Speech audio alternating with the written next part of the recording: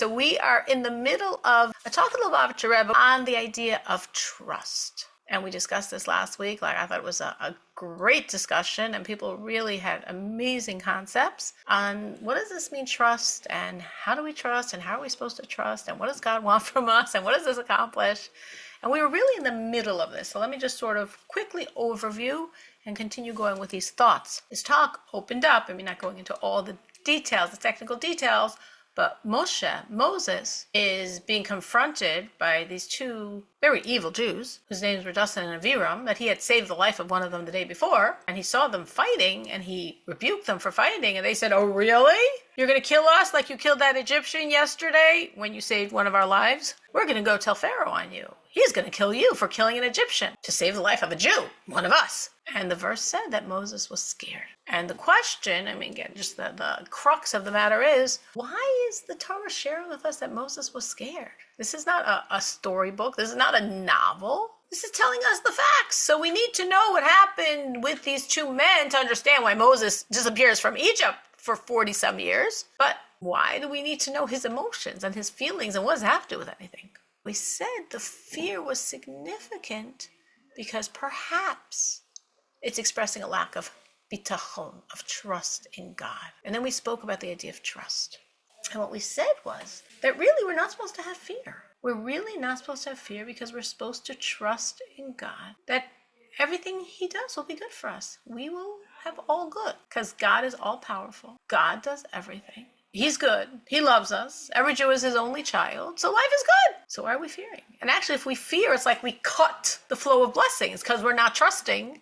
So he's not responding to our trust. So it doesn't come down as good. But when we're trusting, God responds to our trust and it's good. And then we said, well, then what's going on? Why did Moses and Jacob, if you remember the Midrash, brought Moses and Jacob as examples of people that were promised by God and feared? We said, well, maybe, as we said, they were very humble and that's very beautiful. But maybe it wasn't that they were so humble. Maybe that too. But maybe there was a piece in them that said, even though God promised, maybe it's not going to happen. Now, why would they think it's not going to happen? Well, maybe we don't deserve it anymore. Well, that sounds pretty pious to think you don't deserve it anymore. It might be pious, or it might be a lack of trust. So that's an interesting thought. And that was really where we were exactly at that point, trying to understand this. Meaning, let's put it in our life. Anyone here have anything they want from God? I have many things I want from God. Okay? If anyone else has anything they want from God, I got many things I want from God. Okay, so can I just trust and he's going to give everything I want? Does that make sense? I have things I want. If I am trusting, does my trust mean that God has to do what I'm trusting? What do you think? What have we said? What have we said? I don't remember if we discussed this point. Yes or no? I'm trusting. I trust you, God, and I want a number of things. I'm going to give you my whole list, and I'm trusting you, and it's all going to happen because I'm trusting you. Does that make sense? Is that correct? Well, we may want things that we think are good for us, but God knows better. So we may not get all those things that we want because they may not be good for us. So I have a long list, and Rivka's saying a third of my list isn't good for me. Okay. What about the other 2/3? Am I going to get that because I'm trusting? Do I get because I trust? It might or not be God's script. I understand what Rivka's saying. She's saying, well, maybe God in his kindness isn't giving it to you because it's bad for you. But it might or may not be God's script. But if I'm trusting, am I getting it? Is my trust forcing God's hand? Is God going to give it to me because I'm trusting? If I do or don't deserve it? If it is or isn't supposed to happen? Is my trust forcing God to give it to me? You taught us to envision if we want something to happen like we envision. So partially, yes. If you really want it, God might grant you because you. Menucha said might. I heard a might. Partially, but She said God might grant it. I want my list. God might grant it. You're not so reassuring, Menucha. Might. Yes. Okay. But yeah, God knows better what you need. God knows best. Okay, so Brifka's saying you might not get it because it's not good for you. Menucha's saying you might get it, but God knows better. So she seems to imply maybe I'm not going to get my list because maybe God knows better. Anyone else have any other information for me? This is not very reassuring, to be honest, guys. Anything else? Any other ideas? I want and I'm trusting. Now what happens? Remember when women were two hostages, women in Evanston were released. Remember when we were talking how the group of women who were praying for them Made the party, had a celebrating the party celebrating it. It's a very powerful um, manifestation of trust. Yeah, Absolutely. they were released. Absolutely. Of course I remember. Absolutely. Rachel? I think it does to some extent affects our relationship with God because God wants us to trust Him. This is part of what God wants from us. So therefore he's going to give it to me? Maybe more likely. We're all so careful. Nobody wants to disappoint me here. So Rachel said maybe more I mean, she was more positive than Rivka and Menucha. She didn't say might. She said maybe more likely. So we're creeping a little closer. We're also cautious because it seems so strange for us to say, yes, he will give it to you. Why does that seem strange? I don't know, because what if he doesn't? Then I'm going to be so disappointed, and I'm not gonna trust you because you told me something that didn't happen. So we're protecting ourselves, or we're protecting the other person. It's hard for us to say yes. Trust will make it happen. That is the truth. That is God's truth. Trust creates reality. Rivka brought a very strong example from those women, friends of mine. So I said, of course I remember. I mean, I see these women all the time.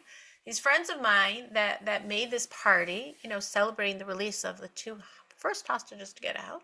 And they made the party on Sunday, and Friday they were out.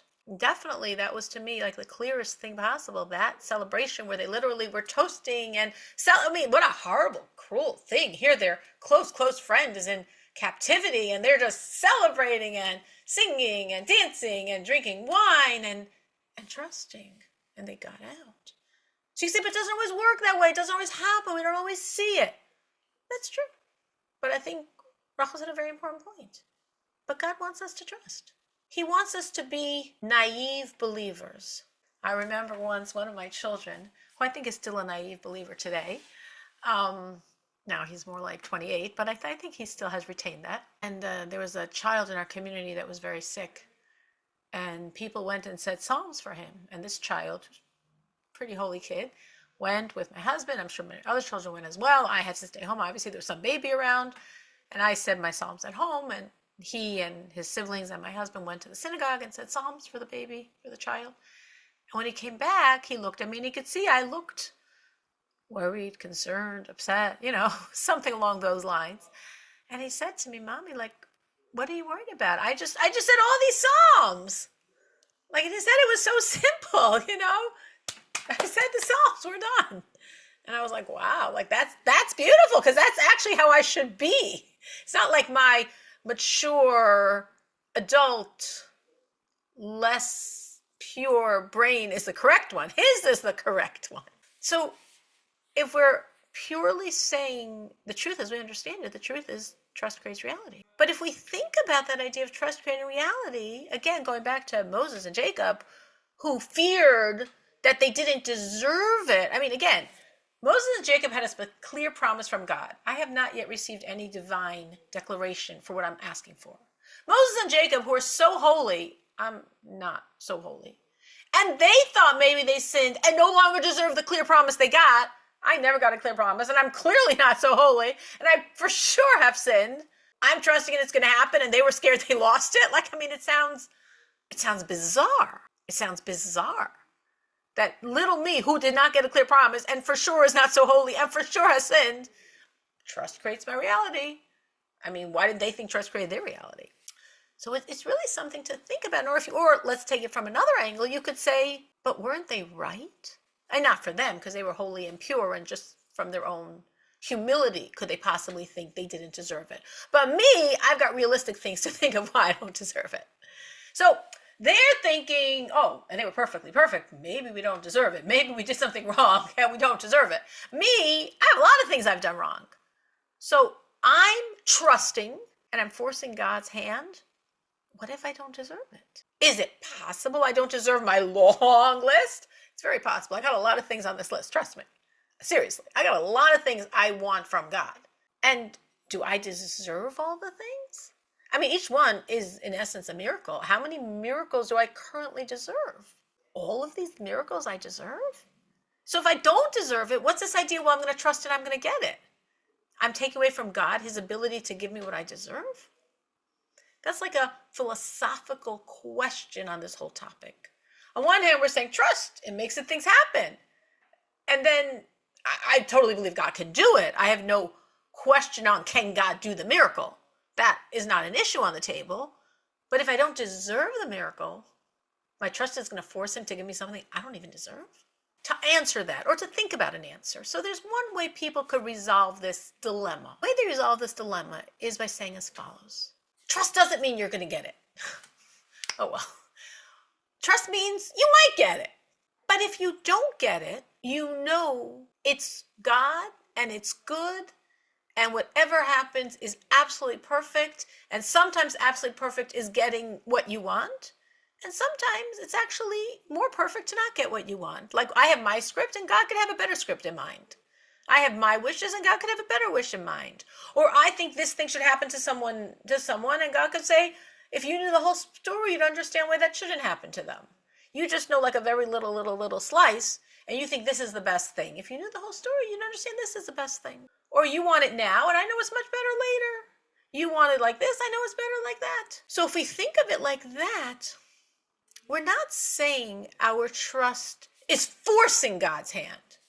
We're saying our trust is really helping us be joyous and calm, not nervous, not scared, able to embrace everything God gives us because it's all him and it's all good. So if I want something and it happens, I'm so ecstatic. It's him and it's good and thank you. And if I really trust it's going to happen and it doesn't happen, it's still all him and all good. And so I could still embrace it and I could still be calm and I could still be joyous and I could still be not stressed. It's not the good I wanted, but I trust that God knows the better good. So it's not that trust is forcing God to do something, and for sure not forcing God to do something I don't deserve, but trust is saying in essence, everything is him.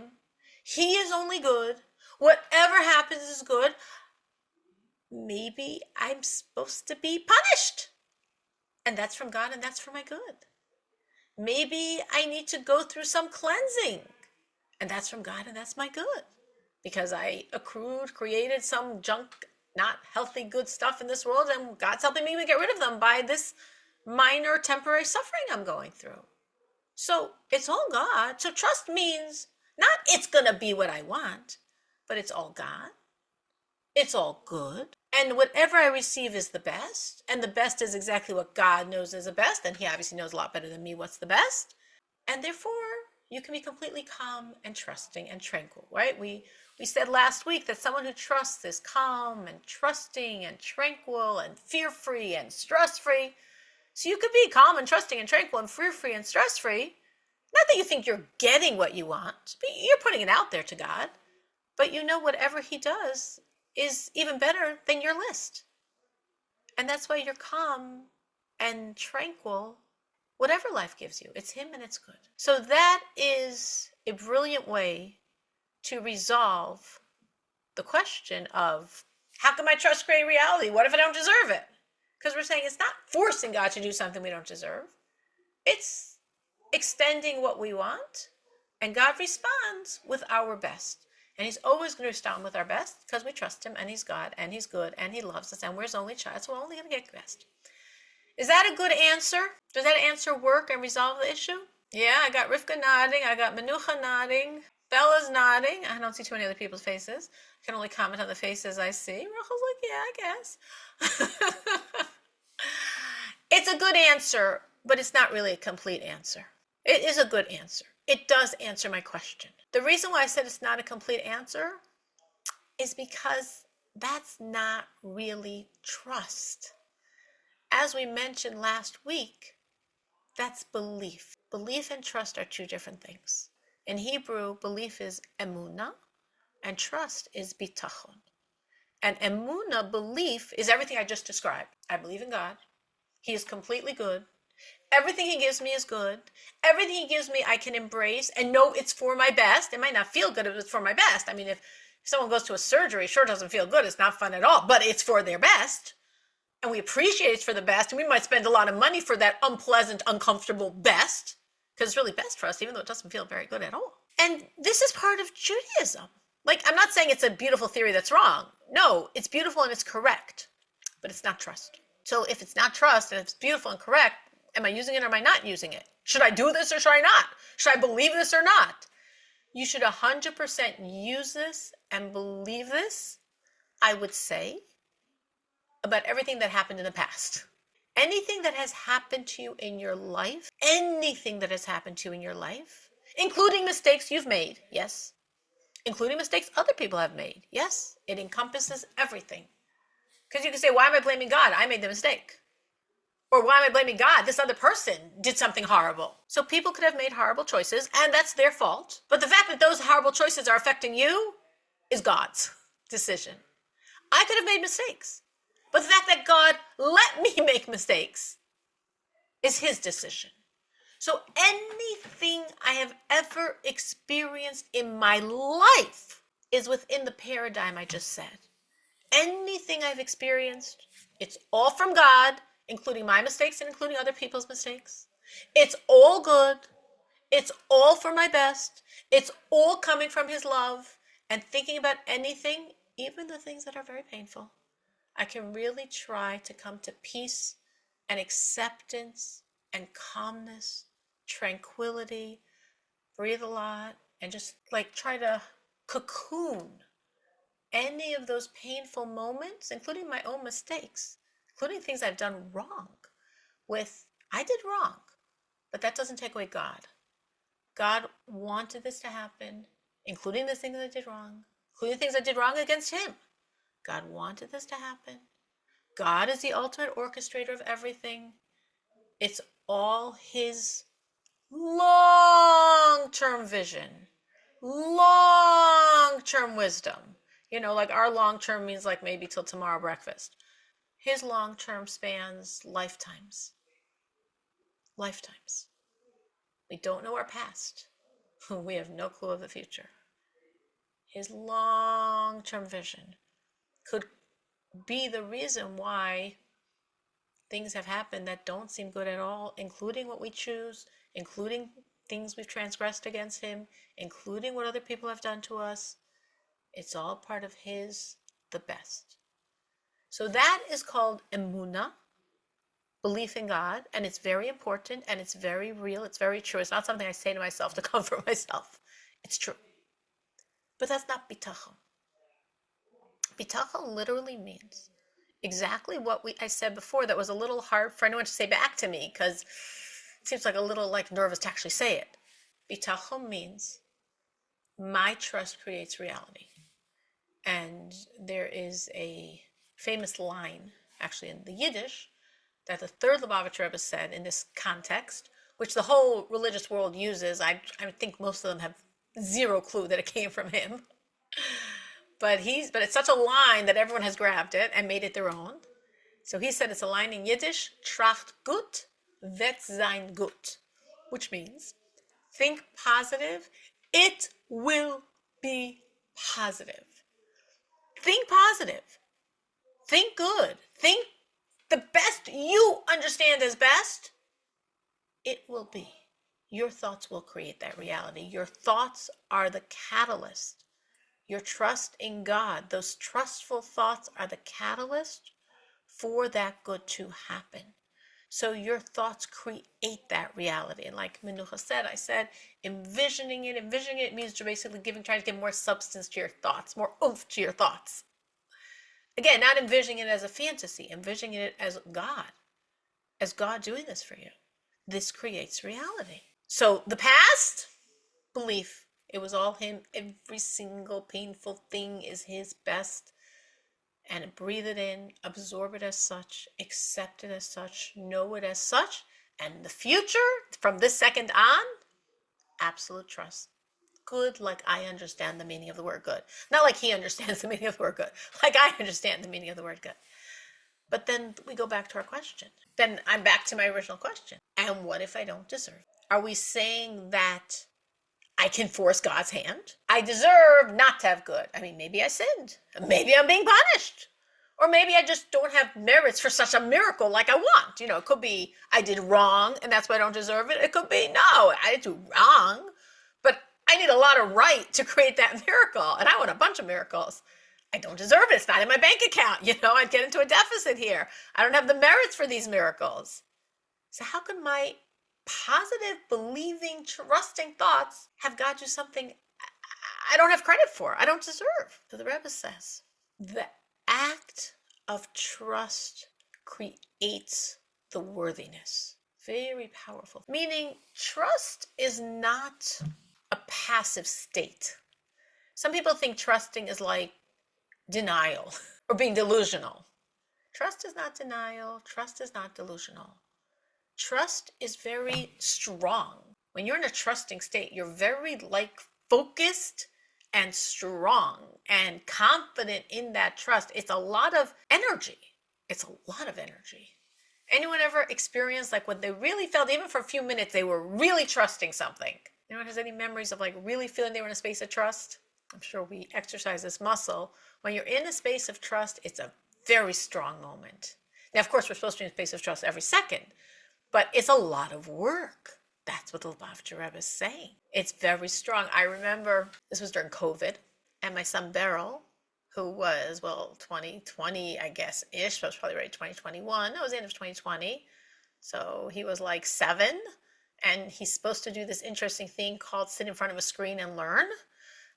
It didn't work for him, and I don't know if it worked for anyone else, including people older than 7 and not Down syndrome, but definitely didn't work for him. And he's home all day in front of this screen, or supposedly in front of the screen. And I'm like, I got to get him something in person. It's just not fair. All my years of work into him, just regression. Oh my gosh, this is a tragedy. I've got to help him. And I found there was a program that was functioning then at a very, very high cost. And I reached out to them, and they said, of course we'll take him, and this is our very high cost. And I said, well, what about a scholarship? They said, scholarships? What? You don't do scholarships. What are you talking about? Never heard of the term scholarship. Okay, well, I'm like, well, what am I going to do? He must have this program. For sure it's critical for him, and for me also. But for sure it's critical for him, and I can't just watch him regress. He has to have in-person learning, and there's no way I can do it full price. I don't think I could do the scholarship either, but whatever. And I really felt, I remember it. And it was just 2020. This is now, we're now in 2025. I remember the feeling. I picked up the phone and called. I was so confident. I knew they were giving me a scholarship. I knew it. No question. They were giving me a scholarship. They said they never give scholarship in their life. They never heard of the term scholarship, so to speak. I knew they were giving me a scholarship. I called, said, I called before, yes, and I want to enroll my child, yes, and I want a scholarship. And she's like, oh, okay, sure, here's the paperwork. We'll give you paperwork to fill out for a scholarship. And got the scholarship, and he went for 2 years. The scholarship didn't last past a certain point of time, but it did get me to start sending him. And I remember feeling like that was trust. It was so strong. It was no question, they were doing it. I was like, they are doing it. So confident. It was such an amazing feeling. And, a lot of times, people, maybe it doesn't feel exactly as that, but people make very strong decisions. How can they make that decision? And it's trust. Sometimes people, I know people, and they make decisions, and they're really trusting God and making decisions that there'd be no way they could make otherwise. But they really know God's coming through. So trust is work. Trust is not passive. Trust is not, I think, no. Trust is very proactive. Trust means you're really focused on God, and God is very, very, very real, and He is coming through. And based on that, you do what you do with a lot of strength and a lot of conviction, because He's really real, and He really responds to trust. It's almost like if you take out your ledger book and say, do I deserve this? Do I not deserve this? What good have I done? What not such good have I done? Where am I holding? You're inspiring. I'm using the word inspiring, not really in the correct way, but you're inspiring God to do the same thing. God mirrors how we treat, so to speak, him. How we treat God, that's how God is treating us. The sages say a phrase for this. They say, mida keneged mida, which is a Hebrew phrase which means measure for measure. As we behave, that's what we evoke. That's probably a better word for it. That's what we evoke from God. How we behave is how God can give to us. So if I'm behaving like God, I'm taking all my issues and throwing it on you and just trusting you that you're dealing with it. God says, sure, I got it. It's good. I caught them. And when I'm like, I don't know, maybe, you might, perhaps, then God's like, yeah, maybe, I might, perhaps. So how we're giving to God, that's how God can give to us. And because trust is so much work. It's a very focused, I think it's very Mashiach work. I think trust and Mashiach are like go hand in hand. Because Mashiach means a time when I look at the world and I see God. I look at a leaf and I see God. I look at a cell phone and I see God. Everything I'll see God. And trust is looking at the world and seeing God. Looking at every single detail in the world and God, God, God. Fingerprints all over everything. Everything, God, all over. And we see this in the details of our life. When we're looking with those eyes, in every detail of our life, we see his fingerprints. We see God all over. And the more you see God all over, the more natural and strong your trust is. So if we go back to Moses, to Moshe, in the story of what happened, actually in this week's Torah portion. So we have these two villains, if we could use that term for Jewish people, that he had saved the life of one of them the day before, and then he sees them the next day fighting, and he rebukes them, and they're like, oh, who do you think you are? We're going to go tell Pharaoh that you killed an Egyptian yesterday. We're going to get you in massive trouble. And Moses feared. And they went, and they told, and they, according to the Midrash, had to really push Pharaoh until he would like believe them and be convinced that Moses did something wrong, and lead to try to execute him. And God saves his life and he runs away from Egypt for the next 40 years. Why did the verse tell us Moses feared? We said, what do we need to know he feared for? What does that have to do anything with moving the events along? This isn't a novel. This isn't a story. I didn't need to know the emotions of the characters. I mean, this is Torah. It's telling me what happened. He sees Dustin and Aviram fighting. He says, stop. And they say, really? Someone made you our overseer? We're going to go tell Pharaoh what you did. Why? Based on everything I said, why do you think the verse says, and Moses feared? Why is that significant in the storyline? To show us the consequence was that his fear came true. Exactly. That's exactly the point. Rivka said it so perfectly. The consequence of his fear was the fear came true. The consequence of fear is that we give life to what we fear. And the inverse then would be that if Dustin and Aviram threatened him and like, oh, who do you think you are? We're going to go tell Pharaoh that this supposed Egyptian prince is going and killing Egyptian overseers when they're trying to beat up some Jews that happen to be us. We're going to get you in trouble. So based on this, if Moses had been like, God's not going to let anyone hurt me, then what would have happened? Nothing. They wouldn't have hurt him. They wouldn't have gotten into the palace. How are these two Jews allowed into the palace anyway? They wouldn't have been able to convince Pharaoh. The Midrash tells us they had to push and push and push and push and push and push and push until Pharaoh was convinced by them. It wouldn't have happened. His fear gave strength to their plot to harm him. His fear is significant in the storyline. Our fear is significant in our storyline. What we fear happens. Our fear gives it energy. And what we trust happens. Our trust energizes it. Our trust makes it.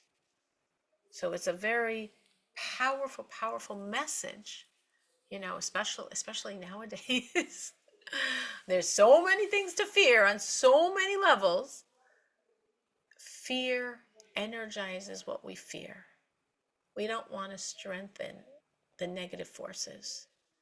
I would never strengthen negativity. Well, if you fear it, you do. Our fear strengthens that which we fear. Our fear makes happen what we fear. And conversely, and of course the point of this entire talk, and what we trust, what we know God's going to do for us, He's good and He's doing it, and we're so excited, like the ladies made their celebratory, thanksgiving to God with wine and good food and dance. God responds measure for measure. As we trust so strongly, we allow God to respond so strongly. Not He might and not He maybe, He will. Past belief.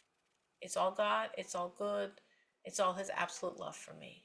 Forward, as my vision, so it will be. My fear impacts reality, and my trust creates reality. We're very powerful people, and we should really use our powers because that's what God wants. He wants us to trust. He wants to do those good things for us. He wants us to turn to Him and know it's all Him. And He wants to shower us with the good that we are trusting for.